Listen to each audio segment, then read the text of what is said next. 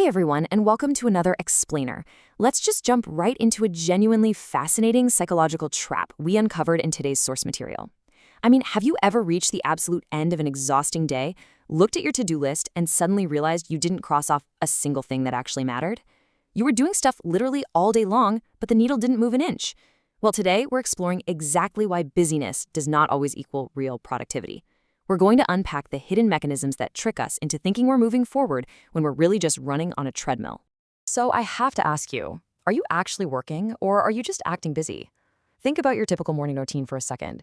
You sit down, you want to tackle that massive life-changing project, but instead, you spend 45 minutes color-coding your calendar, clearing out your spam folder, maybe rearranging your sticky notes. And you feel incredibly productive, right?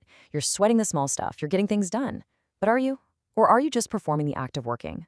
Well, there's actually a specific term for this. It's called action faking. This psychological trap occurs when you engage in activities that make you think you're making progress, but you're actually just wasting time to avoid the real work.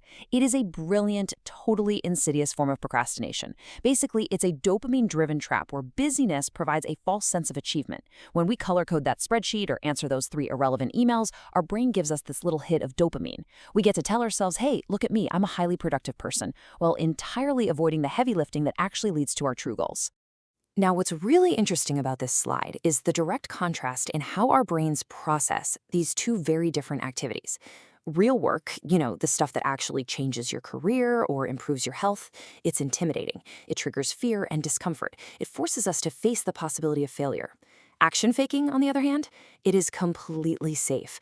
Reorganizing your desk yields a quick, comfortable dopamine hit and perfectly avoids the emotional pain of the real task.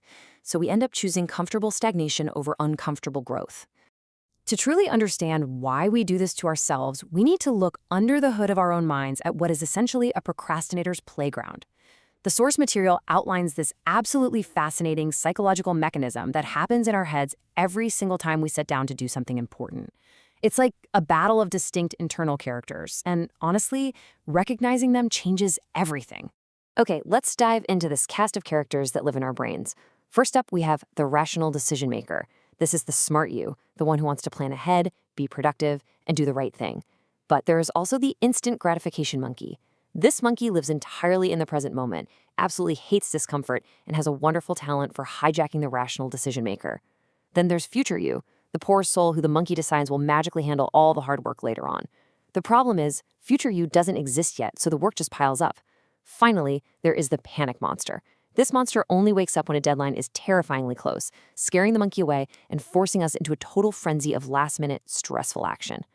This cast of characters perfectly explains our daily habits when we map them onto the classic urgency versus importance matrix. The rational decision maker desperately wants to live in quadrant 2, important but not urgent. That is where real progress happens, right? Long-term planning, skill building, working on your true values. But the instant gratification monkey hates quadrant 2 because it's hard. So the monkey drags us down into quadrant 3. This is the ultimate zone of action faking. It's urgent but completely unimportant. The phone ringing, the sudden urge to clean the kitchen, the busy work. It feels urgent, so the monkey convinces us it's productive, but it's really just a massive distraction from what actually matters. So you have to wonder, why does the monkey win so often? Why do we consistently choose quadrant 3 over quadrant 2, even when we consciously know it's self-sabotage? Well, to answer that, we have to look a bit deeper. We have to uncover something profoundly uncomfortable. We really have to look at the hidden payoff. So, what is a payoff? It's the hidden emotional benefit gained as a result of an action or, and this is absolutely key here, by refraining from an action. Every single behavior we engage in, even the most destructive procrastination, continues because we are getting a hidden psychological reward from it. We aren't just lazy. Our brains are actually getting a payoff by avoiding the task. And until we identify what that specific payoff is, we are doomed to just repeat the cycle over and over. Let's look at some of the most common hidden payoffs for action faking. When we avoid writing that report or starting that business plan, our payoff is often just avoiding emotional pain. We're escaping the deep fear that our work won't be good enough. We are relieving the internal stress of facing a difficult challenge, and we are protecting our fragile self-esteem. We action fake simply to build a wall between ourselves and the discomfort of potential failure. It is a defense mechanism, plain and simple. Subconsciously, we want to protect our ego more than we want to achieve our goals. But hey, the really good news from the source material is that once we understand the monkey and these sneaky hidden payoffs, we can actually start to rewire the behavior. We do not have to be prisoners to action faking forever. We're given this incredible toolkit to break the cycle and step into genuine needle-moving action. So let's look at exactly how we can shift this dynamic. So, the crucial point in breaking this cycle comes down to the number 3. When we're paralyzed by a massive task, our brains go into full-blown avoidance mode. The solution? Stupidly small micro-commitments. Tell yourself you're only going to work on that terrifying task for exactly 3 minutes. That's it, just 3 minutes.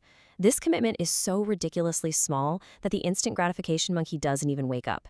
It completely bypasses your brain's fear and resistance radar. And the absolute beauty of this is, once you start for those 3 minutes, momentum takes over, and you almost always keep going.